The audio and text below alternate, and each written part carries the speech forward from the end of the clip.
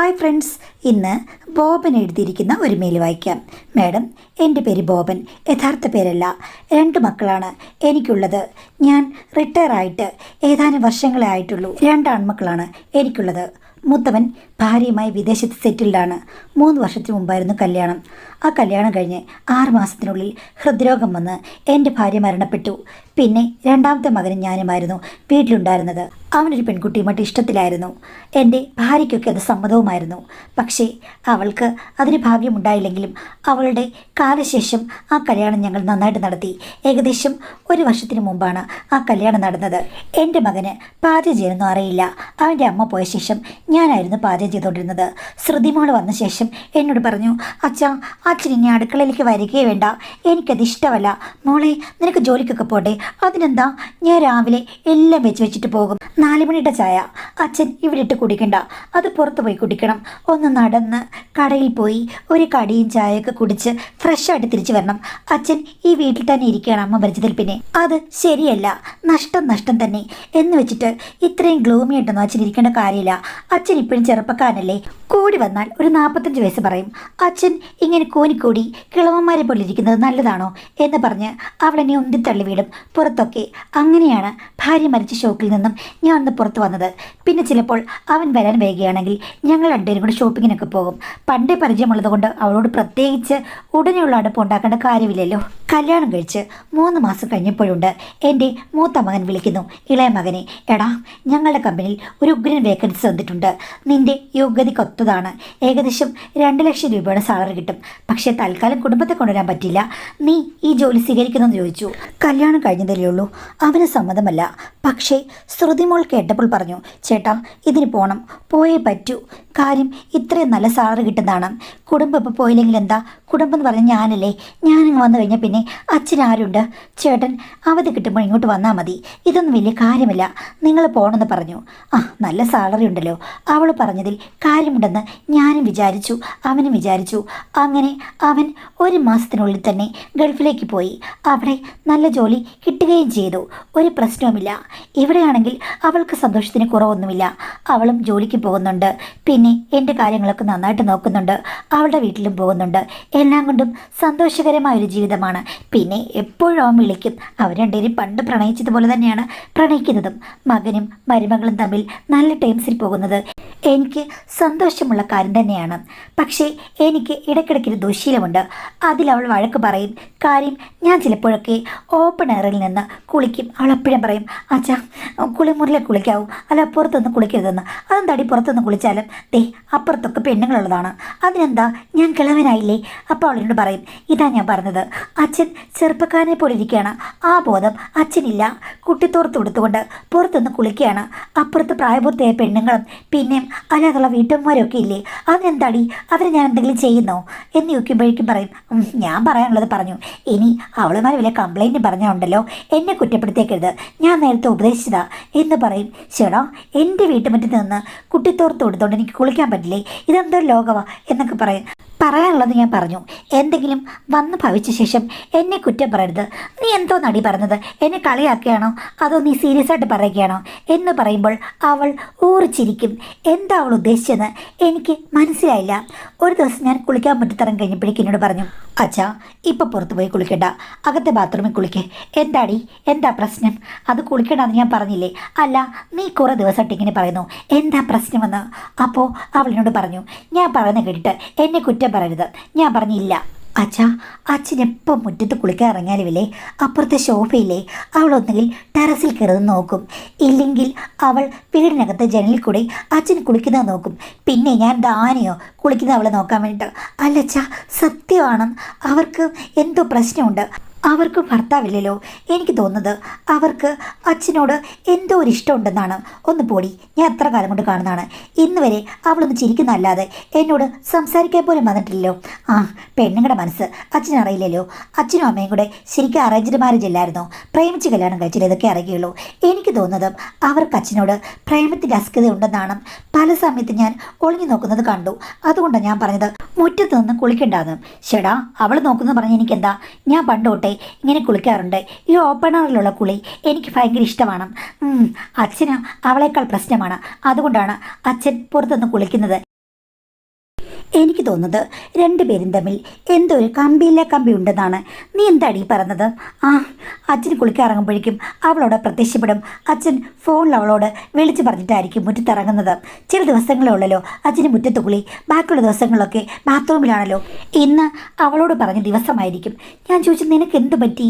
നിനക്ക് ആ കൂടി പട്ട് പിടിച്ച പോലെ തോന്നല്ലോ. നിനക്ക് സംശയമുണ്ട് എന്നെയെന്ന്. ആ, എനിക്ക് സംശയമുണ്ട്. നോക്കിക്കോ, ഇപ്പം വേണമെങ്കിൽ ഇറങ്ങി ടെസ്റ്റ് ചെയ്യേ. അച്ഛൻ കുളിക്കാൻ തുടങ്ങുമ്പോഴേക്കും അവൾ ആ ജനാലയിൽ പ്രത്യക്ഷപ്പെടും, അല്ലെങ്കിൽ ടെറസിൽ അങ്ങോട്ടും ഇങ്ങോട്ടും ഉലാത്തും. ആഹാ, അങ്ങനെയാണോ? എങ്കിൽ ഞാൻ ഒന്ന് കുളിച്ച് നോക്കട്ടെ. ഇന്ന് കണ്ടുപിടിക്കും. എനിക്കിങ്ങനൊരു രഹസ്യ ആരാധികുണ്ടെന്ന് എനിക്കറിയില്ലായിരുന്നു. ഇതൊക്കെ കേട്ടപ്പോൾ എനിക്ക് വിചിത്രമായും തോന്നി, അതേപോലെ രസകരമായും തോന്നി. എന്നാൽ പിന്നെ പുറത്തുനിന്ന് കുളിച്ചേക്കാന്ന് വിചാരിച്ച് ഞാൻ പോയി കുളി തുടങ്ങി. ഇതിനിടയ്ക്ക് ഞാൻ നോക്കി, ശോഭയെ പറഞ്ഞതുപോലെ കർട്ടൻ പൊക്കുന്നുണ്ടോ താക്കുന്നുണ്ടോ, അതോ ഇനി ടെറസിൻ്റെ മുകളിൽ വരുമോ എന്ന് ഞാനിങ്ങനെ ഇടയ്ക്കിടയ്ക്ക് നോക്കുന്നുണ്ടായിരുന്നു. പക്ഷെ ഞാൻ കണ്ടില്ല. എങ്കിൽ ഞാൻ ഇടയ്ക്ക് നോക്കി. ഒരു കൗതുകം. അപ്പോഴുണ്ട്, ടെറസിൽ അവൾ നിൽക്കുന്നത് കണ്ടു. ഞാൻ പെട്ടെന്ന് അങ്ങോട്ട് നോക്കി കഴിഞ്ഞപ്പോഴേക്കും അവൾ ചമ്മി. ഞാൻ കുളിച്ചുകൊണ്ട് തന്നെ അവളെ നോക്കി ഒന്ന് പുഞ്ചിരിച്ചു. എൻ്റെ മരുമകൾ പറഞ്ഞത് സത്യമാണെന്ന് എനിക്ക് മനസ്സിലായി. ഞാൻ നോക്കിയപ്പോൾ പെട്ടെന്ന് അവൾ ഒഴിഞ്ഞുപോയി. അപ്പോൾ മരുമകൾ പറഞ്ഞത് കറക്റ്റാണ്. ഇവൾക്ക് എന്നോടെന്തോ താല്പര്യം കാണുമായിരിക്കും. അന്ന് എനിക്ക് എന്തോ രസം അധികമായി തോന്നി. കൊള്ളാം, എന്നെ ഈ പ്രായത്തിൽ ശ്രദ്ധിക്കാൻ ആളുണ്ടല്ലോ എന്ന് വിചാരിച്ചു. പിന്നെ മരുമകളല്ലേ, അവൾ കുറ്റം പറഞ്ഞതിലും അതിശയമില്ല. അവളിത് നേരത്തെ കണ്ടപ്പോൾ സ്ത്രീകൾക്ക് അങ്ങനെയാണല്ലോ, ഇത്തരം കാര്യങ്ങളൊന്നും ഇഷ്ടമല്ല. ഞാൻ കുളിച്ചിട്ട് കയറി വന്നു കഴിഞ്ഞപ്പോഴുണ്ട്, നക്ഷത്രം പോലെ എൻ്റെ മരുമകൾ അവിടെ നിൽക്കുന്നു, എന്നെ രൂക്ഷമായി നോക്കിക്കൊണ്ട്. ഇന്നച്ഛൻ അരമണിക്കൂറായിരുന്നല്ലോ കുളി. അവരിന്ന് ടെറസിൽ നിൽക്കുന്നത് അച്ഛൻ കണ്ടില്ലേന്ന് ചോദിച്ചു. ഞാൻ പറഞ്ഞു, കണ്ടടി മോളെ, ഇന്നാണ് ഞാൻ കണ്ടത്. നീ പറഞ്ഞത് സത്യമാണെന്ന് എനിക്ക് മനസ്സിലായി. കണ്ടോ, ഞാൻ പറഞ്ഞത് ശരിയല്ലേ? അതുകൊണ്ടാണ് ഞാൻ പറഞ്ഞത് പുറത്തൊന്ന് കുളിക്കരുതെന്ന്. ഞാൻ പറഞ്ഞു, അതിനിപ്പോൾ എന്താണ്, അവളോടൊന്ന് കണ്ടോട്ടെ, നമുക്ക് പ്രശ്നമൊന്നുമില്ലല്ലോ. ഞാൻ ഒരാണല്ലേ, അപ്പോൾ പ്രശ്നമില്ല. ആണാണേലും പെണ്ണാണേലും അവരെന്തിനാണ് വന്ന് നോക്കുന്നത്? നാട്ടുകാരൊക്കെ കണ്ടു കഴിഞ്ഞാൽ എന്ത് വിചാരിക്കും? അച്ഛനും അവരും തമ്മിൽ എന്തെങ്കിലും കണക്ഷൻ ഉണ്ടെന്ന് ആളുകൾ പറഞ്ഞു വരത്തില്ലേ? ഞാൻ പറഞ്ഞു, ഇതൊന്നും കണ്ടുകൊണ്ട് ആരും പറഞ്ഞു വരത്തില്ല. നീ ഇവിടെ കിടന്ന് അലയ്ക്കുന്നത് ആരെങ്കിലും കേട്ട് കഴിഞ്ഞാൽ അവർ പറയും ഞാനും അവളും തമ്മിൽ എന്തോ ബന്ധമുണ്ടെന്ന്. ഒന്നാമത് എനിക്ക് ഭാര്യയില്ല, അവൾക്ക് ഭർത്താവും. അപ്പോൾ നീയായിട്ട് ആരോടും ഇത് പറയാതിരുന്നാൽ മതി എന്ന് പറഞ്ഞു. ഓ, ഇപ്പം സത്യം പറഞ്ഞാൽ എനിക്കായി കുറ്റം. ശരി, നിങ്ങളായി നിങ്ങളുടെ പാടായി, ഞാനങ്ങ് പോവാ എന്ന് പറഞ്ഞ് അവൾ വീടിനകത്തേക്ക് കയറിപ്പോയി. ഞാൻ പുറകെ ചെന്നിട്ട് ചോദിച്ചു, അല്ല നിനക്കെന്താ ഇതിൽ പ്രശ്നം? അവളിനെ നോക്കി, ഞാൻ അവളെ നോക്കി. അവിടെ നിന്ന് നോക്കട്ടെ, നിനക്കെന്താ പ്രശ്നം? എനിക്ക് പ്രശ്നമൊന്നുമില്ല. അച്ഛനല്ലേ പറഞ്ഞത് ഭാര്യ അങ്ങ് പോയി കഴിഞ്ഞതിൽ പിന്നെ അച്ഛനങ്ങ് തളർന്നു പോയെന്നോ, അച്ഛന് ഒരു ഉന്മേഷമില്ലെന്നോ, ഡിപ്രഷനാണെന്നോ ഒക്കെ. എന്നിട്ടാണോ വേറെ സ്ത്രീ നോക്കുന്നത് കണ്ട് രസിക്കുന്നത്? അത് പിന്നെ കുറേ നാളൊക്കെ എല്ലാ മനുഷ്യർക്കും അങ്ങനെ തോന്നില്ലേ? ഒരുത്തി നോക്കിയെന്ന് പറഞ്ഞിട്ട് ഇപ്പം എന്താടി, എൻ്റെ ഡിപ്രഷൻ ഒന്നും പോകില്ല, അതിൻ്റെ ഉള്ളിലുണ്ട്. ഉള്ളിലുണ്ട്, എനിക്കെല്ലാം മനസ്സിലാകുന്നുണ്ട് കേട്ടോ എന്ന് പറഞ്ഞ് അവൾ അവളുടെ റൂമിലേക്ക് അങ്ങ് പോയി.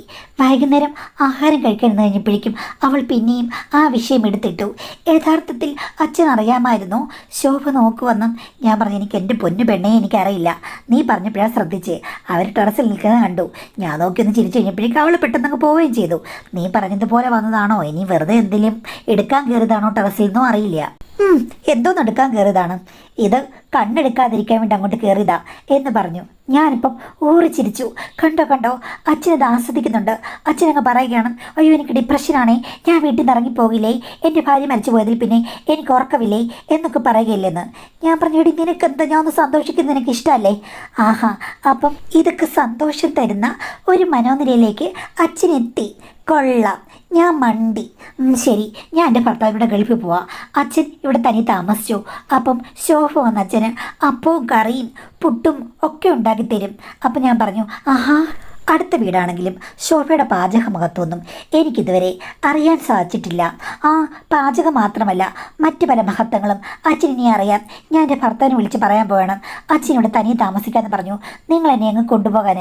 എടീ, അവനെന്നെ ഇപ്പോഴും കൊണ്ടുപോകാൻ പറ്റില്ല, ഒരു 2-3 വർഷം കഴിയട്ടെ, അത് കഴിഞ്ഞ് കൊണ്ടുപോകുള്ളൂ എന്ന് നേരത്തെ പറഞ്ഞതല്ലേ. ഓ, അങ്ങനൊന്നുമില്ല, 2 ലക്ഷം കിട്ടുന്നതിൽ 1 ലക്ഷം അങ്ങ് പോട്ടെന്ന് വെക്കാം, സമ്പാദിക്കാൻ പറ്റത്തില്ലെന്നല്ലേ ഉള്ളൂ. ഞാൻ പോവാ. അത് നിനക്കെന്തിനടി അവൾ നോക്കിയെന്ന് പറഞ്ഞ് നീ എന്തിനാ പോകുന്നത്? ഞാൻ നോക്കിയ നീ എന്തിനാ പോകുന്നത്? നിനക്ക് എന്തിൻ്റെ പ്രശ്നമാ? ഞാനിവിടെ ഉള്ളത് നിങ്ങൾക്ക് 2 പേർക്കും തടസ്സമാണ്. ആ, ഞാനങ്ങ് പോയേക്കാം. ഷോ, ഇത് വല്ലാത്തൊരു വയ്യാവരിയാണല്ലോ. നീ എന്തൊക്കെയായി കൽപ്പിച്ചു കൂട്ടുന്നത്? ആ സ്ത്രീക്ക് എന്നോട് താല്പര്യമുണ്ടോയെന്ന് പോലും എനിക്കറിയില്ല. അഥവാ ഇനി അവർക്ക് താല്പര്യം ഉണ്ടെന്നറിഞ്ഞാൽ അച്ഛൻ എന്ത് ചെയ്യും? ആ എന്നാൽ നമുക്ക് അരക്കൈ നോക്കാം മോളെ. ആ നമുക്കോ? അച്ഛൻ്റെ കാര്യം നോക്കിയാൽ മതി. ആണെങ്കിൽ നിങ്ങൾ രണ്ടുപേരും കൂടെ കല്യാണം കഴിച്ചു, എനിക്കൊരു പ്രശ്നമില്ല. അപ്പം ഞാൻ പറഞ്ഞു, കല്യാണം ഒന്നും കഴിക്കുന്നില്ല, ഈ പ്രായത്തിന് കല്യാണം കഴിച്ചിട്ട് എന്താ? അങ്ങനൊന്നുമില്ല, ഒരു ചുറ്റിക്കളി, ഒരു രസം. കല്യാണം കഴിച്ചാലേ ഈ കണ്ട സ്വത്തുക്കളൊക്കെ അവർക്കും കൂടി പോകില്ലേ? എൻ്റെ 2 ആൺമക്കളും അത് അനുഭവിച്ചാൽ മതി. അതുകൊണ്ട് കല്യാണം വേണ്ട, അല്ലാതെ എന്തെങ്കിലുമൊക്കെ രസം ഉണ്ടെങ്കിൽ നന്നായിരുന്നു എന്ന് പറഞ്ഞപ്പോഴേക്കും കൊച്ചു കള്ള മനസ്സിലിരിപ്പ് അറിയാൻ വേണ്ടിയാണ് അത് ശ്രദ്ധിച്ചതും ചോദിച്ചതും. സത്യം പറഞ്ഞു, നിങ്ങൾ തമ്മിൽ പണ്ടേ എന്തോ കണക്ഷനില്ലേ? ഞാൻ പറഞ്ഞു, ഒരു കണക്ഷനില്ല. ഞാൻ സാധാരണ പെണ്ണുങ്ങളെ ശ്രദ്ധിക്കുന്ന കൂട്ടത്തിലല്ല. എനിക്ക് എൻ്റെ ഭാര്യ, ഞങ്ങൾ നല്ല കൂട്ടായിരുന്നു. അപ്രതീക്ഷിതമായിട്ട് അവൾ പോയപ്പോൾ എനിക്ക് നല്ല ഡിപ്രഷൻ ഉണ്ടായി, അത്രയേ ഉള്ളൂ. എൻ്റെ ജീവിതത്തിൽ കൂടുതൽ വലിയ കാര്യങ്ങളൊന്നും സംഭവിച്ചിട്ടില്ല. പെട്ടെന്ന് അവൾ എൻ്റെ മുഖത്ത് നോക്കിയിട്ട് ഒന്ന് ചിരിച്ചു. എന്താ നീ അർത്ഥം വിധിച്ചിരിക്കുന്നത്? അപ്പോൾ അവൾ പറഞ്ഞു, അച്ഛാ യഥാർത്ഥ കാര്യം ഞാൻ പറയാം.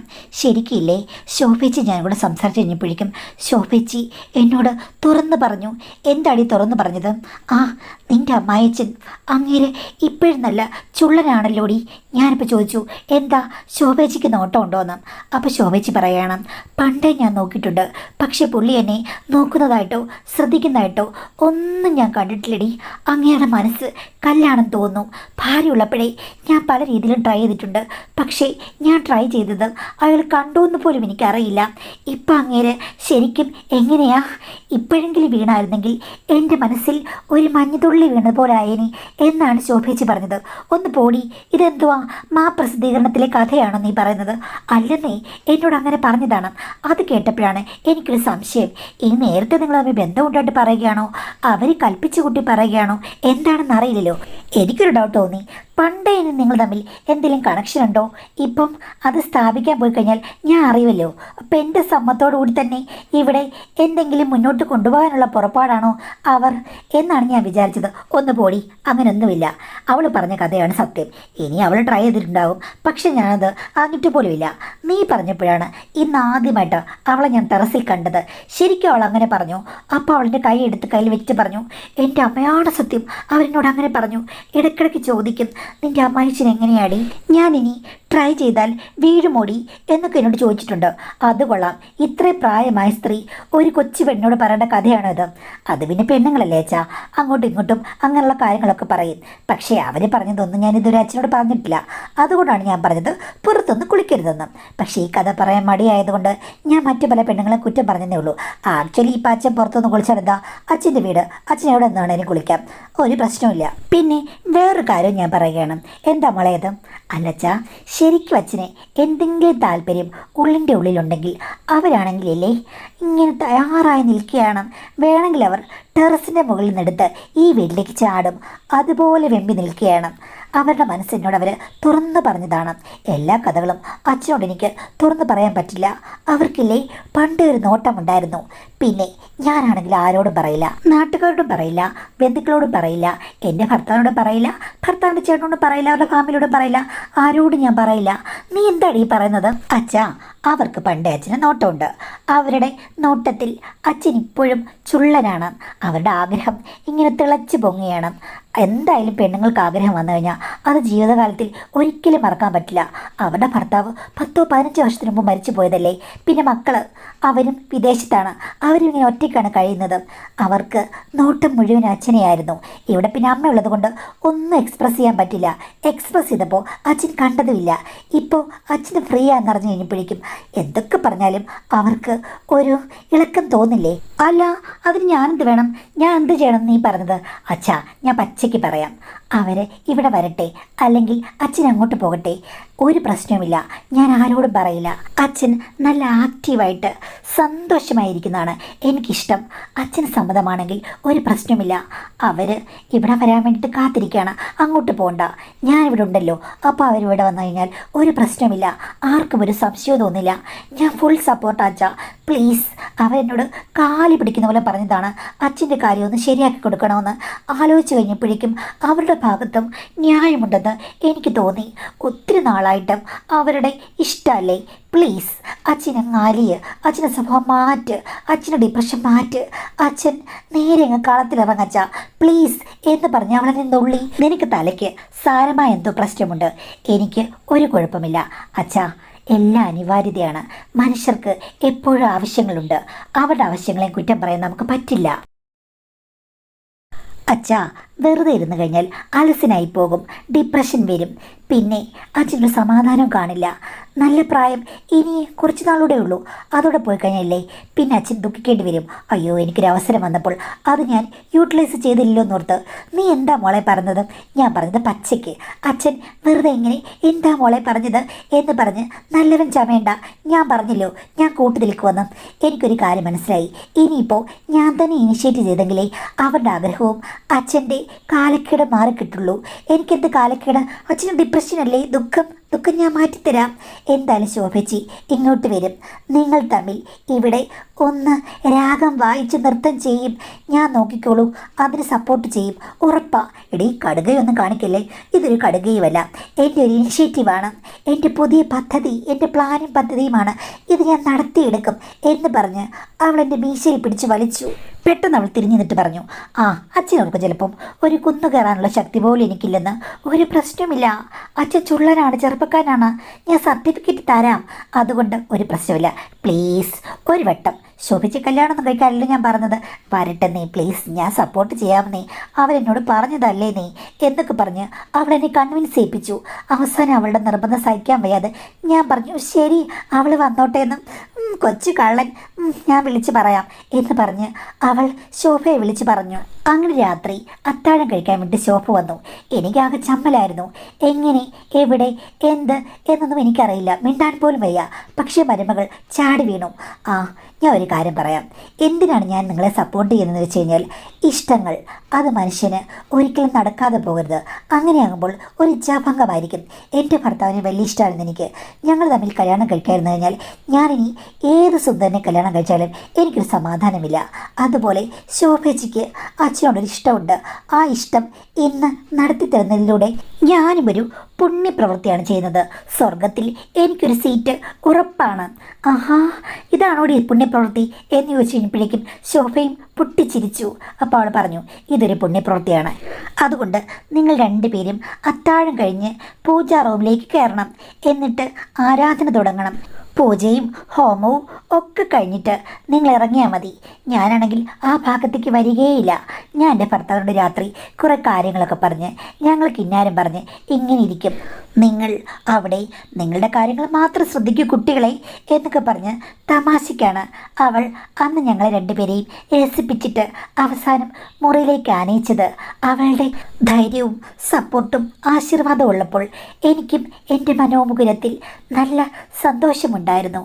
പക്ഷേ അകത്ത് ചെന്ന് കഴിഞ്ഞപ്പോഴേക്കും ഞാൻ ശോഭയോട് പറഞ്ഞു, എനിക്ക് സത്യം പറഞ്ഞാൽ ഇത്തരം കാര്യങ്ങളൊക്കെ പുതുമയാണെന്ന്. അപ്പോൾ അവൾ പറഞ്ഞു, നമുക്ക് രണ്ടുപേർക്കും പുതുമയായിരിക്കാം, അത് നമുക്ക് രണ്ടുപേർക്കുമാണ്. പക്ഷേ നമുക്ക് രണ്ടുപേർക്കും പാർട്ട്നേഴ്സുള്ള ആൾക്കാരായിരുന്നു. അതുകൊണ്ട് ഇതിനെ പുതുമയായി കരുതണ്ട, നമുക്ക് വീണ്ടും വീണ്ടും ഓർക്കാനുള്ള ഒരു നിമിഷമായി കരുതിയാൽ മതി എന്ന് പറഞ്ഞു. സ്റ്റാർട്ടിങ് ട്രബിൾ ഉണ്ടെന്ന് ഞാൻ പറഞ്ഞപ്പോൾ അവൾ പറഞ്ഞു, അതൊന്നും ഒരു പ്രശ്നമില്ല, കാര്യം എനിക്കാണ് ചേട്ടനെ ഇഷ്ടം. അതുകൊണ്ട് ഇന്ന് ചേട്ടൻ എനിക്ക് വേണ്ടി ഒരു ഗദ്യഭാഗങ്ങളും ഡെഡിക്കേറ്റ് ചെയ്യേണ്ട കാര്യമില്ല. ഇന്ന് ഞാൻ നല്ല രീതിയിൽ പദ്യഭാഗങ്ങൾ വായിച്ച് ഗാനാലാപനം നടത്തും. ചേട്ടൻ ഇന്ന് റിലാക്സ് ആയിക്കോളൂ എന്ന് പറഞ്ഞു. പക്ഷേ അവൾ ഇത്രയും നന്നായി കവിത മോളുവെന്ന് ഞാൻ ഒരിക്കൽ പോലും വിചാരിച്ചില്ല. അന്ന് അവളൊരു മഹാകാവ്യം തന്നെ അവിടെ വായിച്ചു. അതിൽ ഞാൻ അലിഞ്ഞുപോയി. എൻ്റെ പ്രശ്നങ്ങളൊക്കെ തീർന്നും പോയി. മഹാകാവ്യ വായന കഴിഞ്ഞു കഴിഞ്ഞപ്പോഴേക്കും എനിക്ക് തോന്നി, ഇപ്പോൾ എൻ്റെ പ്രോബ്ലംസ് എല്ലാം പരിഹരിക്കപ്പെട്ടിരിക്കുന്നു. എൻ്റെ മനസ്സ് ആകെ ക്ലിയറായി. ഇനിയിപ്പോൾ കുതിരയെ അഴിച്ചുവിടുന്ന അശ്വമേധം തന്നെ. അങ്ങനെ ശോഭയാണ് എൻ്റെ മനസ്സിൽ ഒത്തിരി മാറ്റങ്ങളുണ്ടായത്. അതൊരു തുടർച്ചയായി ആയിക്കഴിഞ്ഞപ്പോഴേക്കും ഞാനും ശോഭയും തമ്മിൽ നല്ലൊരു ഹൃദയബന്ധം ആരംഭിച്ചു. ശോഭയ്ക്ക് പക്ഷേ അവളെ കല്യാണം കഴിക്കണമെന്നില്ല. കാര്യം മക്കൾ സമ്മതിക്കില്ല. എൻ്റെ മക്കളും അങ്ങനെ തന്നെ. അതിൻ്റെ ഒന്നും ആവശ്യമില്ല, നൂലാമാലകളാണെന്ന് ഞങ്ങൾക്ക് രണ്ടുപേർക്കും അറിയാം. അതുകൊണ്ട് ഈ ബന്ധം മനോഹരമായി മുന്നോട്ട് കൊണ്ടുപോകാൻ മരുമകൾ ഉള്ളതുകൊണ്ട് എൻ്റെ ജീവിതത്തിൽ ശരിക്കും സൗഭാഗ്യങ്ങളുടെ ദിനങ്ങളായി മുന്നോട്ട് പോയിക്കൊണ്ടിരിക്കുകയായിരുന്നു. പിന്നീട് ഈ വിഷയം മരുമകൾ സംസാരിച്ചിട്ടില്ല. ഞങ്ങൾ വരുമ്പോൾ ഞങ്ങളുടെ പാട്ടിന് വിട്ടിട്ട് അവൾ അവളുടെ ലോകത്തേക്ക് പോകും. ഈ പെൺകുട്ടി ഇത്രയും മികച്ചൊരു സ്വഭാവക്കാരി എങ്ങനെയായെന്ന് ഞാൻ ഓർത്തു. ഇങ്ങനെയുള്ള സ്ത്രീകൾ അപൂർവം. എൻ്റെ ഭാഗ്യം തന്നെ എൻ്റെ മരുമകൾ അങ്ങനെ ഇരിക്കുമ്പോഴുണ്ട് ഒരു ദിവസം രാത്രി, ഏകദേശം 3 മാസത്തിന് മുമ്പാണ്. അന്ന് രാത്രി കനത്ത മഴ പെയ്തുകൊണ്ടിരിക്കുന്നു. പെട്ടെന്ന് എൻ്റെ റൂമിൻ്റെ വാതിലിൽ ഒരു മുട്ട് കേട്ടു. ഞാൻ ഓർത്ത് ഇതാരാ വന്ന് മുട്ടുന്നത്? ശ്രുതിമോളല്ല. കാര്യം അവൾ എന്നെ ഫോൺ വിളിക്കുകയുള്ളൂ. അപ്പുറത്തെ മുറിയിലാണെങ്കിലും ഇങ്ങോട്ട് ഫോൺ വിളിക്കുകയാണ് പതിവ്. ഇന്ന് വരെ അവൾ വന്ന് എൻ്റെ വാതിൽ മുട്ടി വിളിച്ചിട്ടില്ല. രാത്രി പിന്നെന്താണ്? ഈ കറണ്ട് പോയിരിക്കുകയാണ്. ചിലപ്പോൾ ഇനി അവളുടെ മൊബൈൽ ഓഫായിട്ട് വന്ന് വിളിക്കുന്നതാണോ? എന്തായാലും ഞാൻ പെട്ടെന്ന് കതക് തുറന്നു കഴിഞ്ഞപ്പോഴേക്കും അവളാണ്. എന്താ മോളെ, എന്ത് പറ്റി? നിൻ്റെ മൊബൈൽ ഓഫായിപ്പോയെന്ന് ചോദിച്ചു. അപ്പോൾ അവൾ പറഞ്ഞു, ഇല്ല. പിന്നെ എന്തിനാ നീ വിളിച്ചത്? എന്തെങ്കിലും അത്യാവശ്യമുണ്ടോ? അവൻ ഗൾഫിൽ നിന്ന് വിളിച്ചു രാത്രി എന്ന് ചോദിച്ചു. അപ്പോൾ അവൾ പറഞ്ഞു, ഇല്ല. അവൾ വിചിത്രമായി സംസാരിക്കുന്ന കണ്ടിട്ട് ഞാൻ അവളെ പിടിച്ചു കുലുക്കി. ഉറക്കത്തിൽ നിന്നുമല്ലോ എഴുന്നേറ്റ് വന്നതാണോ? പെട്ടെന്ന് കരണ്ട് വന്നു. എൻ്റെ മുഖത്തേക്ക് അവൾ നോക്കുന്ന കണ്ടപ്പോൾ എനിക്കൊരു ഞെട്ടൽ തോന്നി. ദൈവമേ, വല്ല ബാധയും ബാധിച്ചതാണോ എന്നാണ് വിചാരിച്ചത്. പെട്ടെന്ന് അവൾ എൻ്റെ അടുത്തേക്ക് വന്ന് എന്നോട് ചേർന്ന് നിന്നു. എന്താ മോളെ, നിനക്ക് എന്ത് പറ്റി എന്ന് ചോദിച്ചപ്പോൾ അവൾ പറഞ്ഞു, എനിക്ക് ഒന്നും പറ്റിയില്ല. എനിക്ക് തന്നെ അപ്പുറത്തെ മുറിയിൽ കിടക്കാൻ വയ്യ. മഴയാണ്, ഇടിയും മിന്നലുമാണ്. എനിക്ക് വല്ലാത്ത പേടി തോന്നുന്നു. ഇടിമിന്നലുള്ള രാത്രിയിൽ ഞാൻ തനിയെ ഉറങ്ങാറില്ല അച്ഛാ എന്ന് പറഞ്ഞ് അവൾ എന്നോട് ചേർന്ന് നിന്നപ്പോൾ എനിക്കൊരു കാര്യം മനസ്സിലായി. ഇടിയും മിന്നലും അവൾക്ക് പേടിയല്ല. ഇടിയും മിന്നലും യഥാർത്ഥത്തിൽ അവൾക്ക് ആവശ്യമായിരുന്നു എന്നുള്ളത്. അവളാണ് മുൻകൈ എടുത്ത് കൈകൾ കൊണ്ട് എനിക്ക് സിഗ്നൽ തന്നത്. മഴയും ഇടിയുമല്ലേ, തണുപ്പല്ലേ. അകത്തും പുറത്തു വന്ന് ഇടിവെട്ടി മഴ പെയ്തു. തോരാമഴ. പിറ്റേ ദിവസം തമ്മിൽ നോക്കാൻ ഇത്തിരി പ്രയാസമായിരുന്നെങ്കിലും മരുമകൾ എന്നെ സമാശ്വസിപ്പിച്ചു. അച്ഛാ, ആവശ്യങ്ങൾ എല്ലാവർക്കുമുണ്ട്. അത് ഒരു തെറ്റായിട്ട് എനിക്ക് തോന്നിയില്ല. കൂട്ടായ പ്രവർത്തനമുണ്ടെങ്കിൽ നമുക്ക് നല്ല പോലെ ജീവിക്കാം ഈ ലോകത്തിൽ എന്നവൾ പറഞ്ഞു. അതെനിക്ക് ആശ്വാസമേകി. ശോഭയോടിത് പറയാതിരിക്കുന്നത് ശരിയല്ല. അവൾ തന്നെ പറഞ്ഞു, ശോഭയ്ക്കാണെങ്കിൽ ഒരു പ്രശ്നവുമില്ല. നമ്മളുടെ കൂട്ടത്തിൽ ഒരാൾ കൂടി വന്നു ചേർന്നു, അത്രയല്ലേ ഉള്ളൂ ചേട്ടാ എന്ന് പറഞ്ഞു. അങ്ങനെ ഞങ്ങൾ 3 പേരും കൂടെ നല്ല രീതിയിൽ തിരുവാതിരയ്ക്ക് സ്റ്റെപ്പിട്ടു. പക്ഷേ എൻ്റെ മരുമകൾക്ക് ഇതിനിടയ്ക്ക് ഒരബദ്ധം പറ്റി. ഞങ്ങൾ ശരിക്കും ഞെട്ടിപ്പോയി. ഇതെങ്ങനെ ഒഴിവാക്കണമെന്ന് അറിയില്ലായിരുന്നു. ആകെ ഡോക്ടർമാരെയോ അങ്ങനൊന്നും അറിയില്ല. അവൾക്കും പേടിയായി, എനിക്കും പേടിയായി, ശോഭയ്ക്കും പേടിയായി. എന്ത് ചെയ്യണം? കാര്യം നമ്മൾ എത്രയൊക്കെ പറഞ്ഞാലും ഹോസ്പിറ്റൽസ് ഉണ്ടെന്ന് പറഞ്ഞാലും ഇതൊക്കെ മാനേജ് ചെയ്യാൻ വലിയ പ്രയാസമല്ലേ മാഡം? ആര് ഞങ്ങളെ സഹായിക്കും എന്ന് ഞാനിങ്ങനെ ഓർത്തിരുന്നു. അവസാനം ശോഭയാണ് രണ്ടും കൽപ്പിച്ച് ഒരു ഡോക്ടറെ കൊണ്ട് എല്ലാം സമാധാനമാക്കി തന്നത്. അന്നു മുതൽ എനിക്ക് നല്ല കുറ്റബോധമുണ്ട്. ഞാൻ ഒഴിഞ്ഞു മാറിയാലും പക്ഷേ മരുമകൾ പറഞ്ഞത് ഇതിൽ കുറ്റബോധപ്പെടേണ്ട യാതൊരു കാര്യമില്ല. അതൊരു ക്രിട്ടിക്കൽ സിറ്റുവേഷൻ ആയിരുന്നു. അത് നമ്മൾ മാനേജ് ചെയ്തു. ഇനി അങ്ങനെ ഉണ്ടാകാൻ നോക്കിയാൽ മതി. ജീവിതം എന്ന് പറഞ്ഞത് ഇപ്പോൾ ഒരാളെ പ്രേമിച്ചാലൊന്നും അയാളെ മാത്രം പൂജിച്ചു കൊണ്ടിരിക്കാനുള്ളതല്ല എന്നാണ് അവൾ പറയുന്നത്. എനിക്ക് 2 രീതിയിലും മനസ്സ് അങ്ങോട്ടും ഇങ്ങോട്ടും വടംവലി പോലെയാണ് എന്നാണ് പറഞ്ഞിരിക്കുന്നത്. അപ്പോൾ ശരിയാണ്, കാര്യം ആവശ്യമുള്ള രീതിയിലായിരിക്കും സംസാരിക്കുക. എനിക്കിപ്പോൾ മാങ്ങ ഇഷ്ടമെങ്കിൽ ഞാൻ പറയും മാങ്ങ നല്ലതാണെന്ന്. തേങ്ങ ഇഷ്ടമാണെങ്കിൽ ഞാൻ പറയും തേങ്ങയും നല്ലതാണ്, കൊപ്രയും നല്ലതാണ്, വെളിച്ചെണ്ണയും നല്ലതാണ്, അതിലെ ഉൽപ്പന്നങ്ങളെല്ലാം നല്ലതാണെന്ന് ഞാൻ പറയും. അതുപോലെയാണ് മരുമകളും പറഞ്ഞത്. അവിടെ ഇഷ്ടം, ഇവിടെ ഇഷ്ടം, എല്ലാം ഇഷ്ടം. അപ്പോൾ പിന്നെ ആർക്കാ പ്രശ്നം? ഒരു പ്രശ്നവുമില്ല. പ്രശ്നങ്ങൾ ഉണ്ടാക്കാതെ പോയാൽ മതി എന്നാണ് അവർ പറഞ്ഞത്. പക്ഷേ ധാർമ്മികമായിട്ട് ഈ കാര്യം ശരിയാണെന്ന് ചോദിച്ചു കഴിഞ്ഞാൽ ഒരിക്കലും ശരിയല്ല. കുറ്റബോധം തോന്നിക്കഴിഞ്ഞാൽ ഇത് സ്റ്റോപ്പ് ചെയ്യണമായിരുന്നു. അത് ചെയ്തില്ല. നിങ്ങൾ സ്വയം പറ്റിയില്ലെങ്കിൽ ഒരു കൗൺസിലറുടെയോ അല്ലെങ്കിൽ സൈക്കോളജിസ്റ്റിൻ്റെയോ സഹായമൊക്കെ തേടി മരുമകളെ പറഞ്ഞ് മനസ്സിലാക്കിയിട്ട് ആ ബന്ധത്തിൽ നിന്ന് ഒഴിഞ്ഞു മാറാം. പിന്നെ സ്വതന്ത്രമായ വേറൊരു സ്ത്രീയുമായിട്ട് നിങ്ങൾക്ക് ഒരു റിലേഷൻ ഉണ്ട്, അതിന് നമുക്ക് തെറ്റ് പറയാൻ പറ്റില്ല. സ്വാതന്ത്ര്യമുള്ള 2 വ്യക്തികളാണ്. പക്ഷേ മരുമകൾ ആ ഗണത്തിൽ പെടുന്നില്ല. അതുകൊണ്ട് അത്തരം ബന്ധത്തെ എനിക്ക് അംഗീകരിക്കാൻ പറ്റില്ല. അത് ശരിയല്ലെന്നാണ് എൻ്റെ അഭിപ്രായം. പക്ഷേ പറഞ്ഞതുപോലെ നിങ്ങളുടെ ഇഷ്ടം കാണിക്കുന്നതിന് നമുക്ക് ഒരു പരിധിയിൽ കൂടുതൽ അഭിപ്രായം പറയാൻ പറ്റില്ലല്ലോ.